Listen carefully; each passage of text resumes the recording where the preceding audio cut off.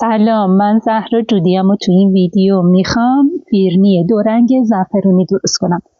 هرچند که فیرنی غذاییه که از جوشوندن شیر، شکر و آرد برنج درست میشه، ولی من با استفاده از نشاسته ذرت و خاصیت ژل مانندش این فیرنی رو به عنوان دسر سرو میکنم. برای درست کردن این مدل فیرنی دو رنگ جذاب من اول باید فیرنی ساده درست کنم و بعد از سرد شدن و فرم گرفتن فیرنی زعفرونی رو درست کنم.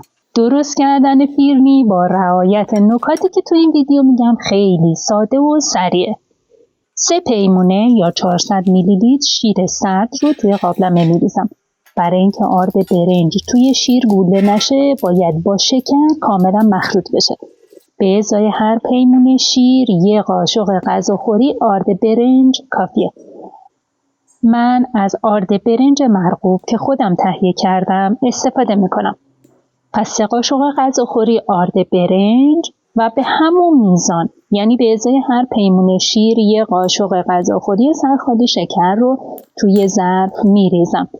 نوک قاشق چایخوری پودر هل و برای اینکه شیرینی مطلوبی بشه خیلی کم نمک هم اضافه میکنم. مواد رو خوب با هم قاطی میکنم و بعد به شیر اضافه میکنم. با این تکنیک دیگه آرد توی شیر گوله نمیشه. به ازای هر پیمونه شیر نصف قاشق غذاخوری نشاسته ذرت کافیه. پس 1.5 قاشق غذاخوری نشاسته ذرت رو توی 1 فنجون آب سرد کاملا حل میکنم و بعد به شیر اضافه میکنم. قابلمه رو روی شعله کم میذارم. دائم مواد رو هم میزنم. اگر هم زدن رو متوقف کنم نشاسته ته‌نشین میشه و ته میگیره. خیلی زود شیر گرم میشه. زمانی که شیر شروع به جوشیدن میکنه گلاب رو اضافه میکنم و هم میزنم و فیرنی رو از روی شعله برمیدارم. فیرنی رو باید داغ توی ظرف سرو بریزم. من ظرف ها رو به صورت کج توی برنج گذاشتم و حالا فیرنی داغ رو توی ظرف ها میریزم. اینطوری فیرنی ساده به صورت کج توی ظرف سرد میشه. باید منتظر باشم تا فیرنی کاملا سرد بشه. دوست عزیز، لایک و کامنت شما حمایت کننده کانال کوچیکمه و باعث دلگرمی منه. اگه تا اینجای ویدیو رو دوست داشتی اون رو لایک کن. بعد از اینکه فیرنی ساده من سرد شد به همین روش فیرنی زعفرونی رو درست میکنم. بعد از اضافه کردن گلاب زعفرون دم کرده رو هم اضافه میکنم. مواد رو هم میزنم و به محض جوشیدن فیرنی اون رو از روی شعله برمیدارم.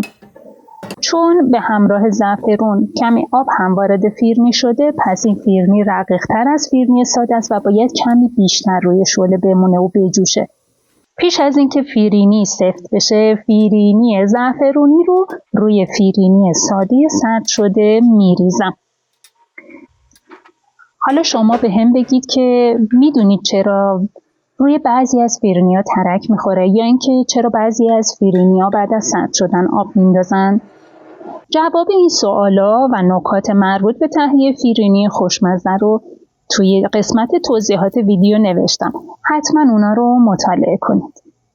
حالا وقت اینه که فیرنی رو به شکل دلخواه خودم تزیین کنم. فیرینی سرد شده رو توی یخچال میذارم و بعد از چند ساعت اون رو سرو میکنم.